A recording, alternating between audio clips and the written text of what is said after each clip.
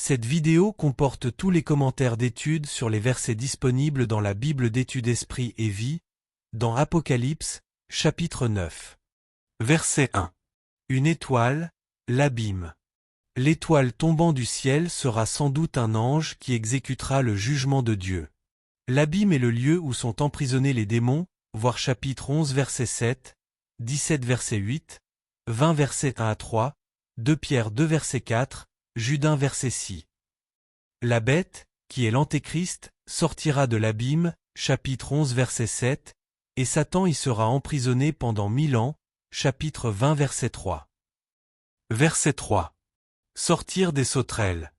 Ces sauterelles représentent un grand nombre de démons relâchés sur la terre et leur activité à la fin de l'histoire, voir note précédente, ainsi que la note sur les anges déchus de Matthieu 25 verset 41.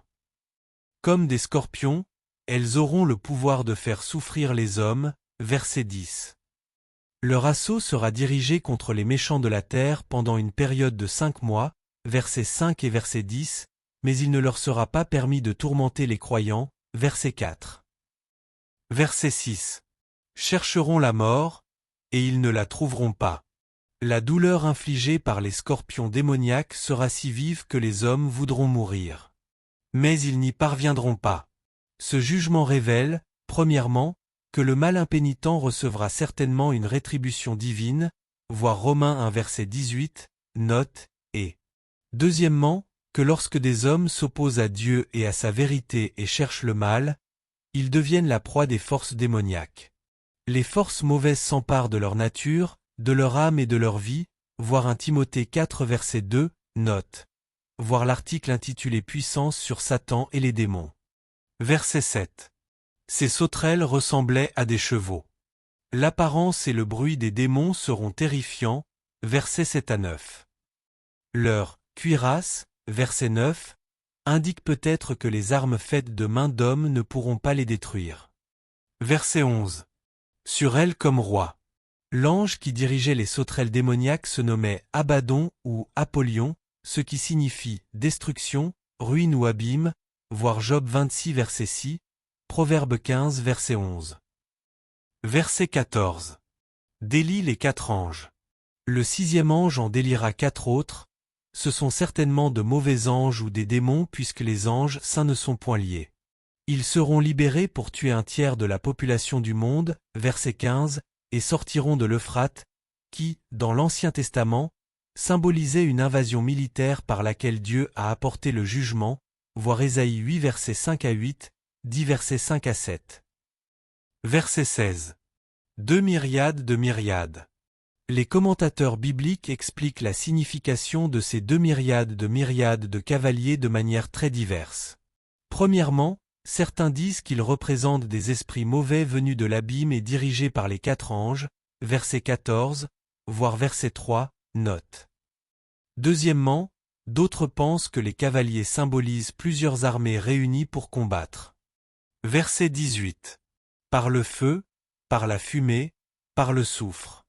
Ce que Jean a vu évoque le jugement de Dieu sur Sodome et Gomorrhe, Genèse 19 verset 24 et verset 28, voir Jude 1 verset 7. Ces mots constituent un avertissement divin.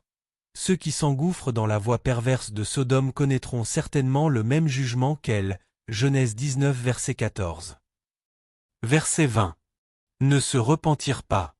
Même le jugement de Dieu n'amènera pas le peuple à la repentance. Cela montre à quel point il sera dépravé et aimera les plaisirs coupables, voir Jérémie 17 verset 9. Les péchés les plus marquants des derniers jours et de la période de la tribulation seront, versets 20 à 21. Premièrement, le culte des démons et la participation au spiritisme, à l'occultisme et à la magie, Deutéronome 32 verset 17, 1 Corinthiens 10 verset 20. Deuxièmement, le meurtre et la violence.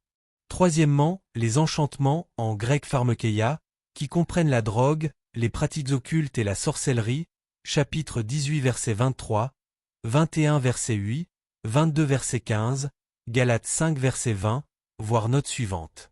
Quatrièmement, l'immoralité sexuelle, la convoitise et la pornographie. Et cinquièmement, les vols et l'anarchie, Romains 1 versets 24 et versets 28 à 31. Verset 21. Leurs enchantements. Ils connaîtront un grand succès avant et pendant la période de tribulation, chapitre 18 verset 23, 21 verset 8, 22 verset 15.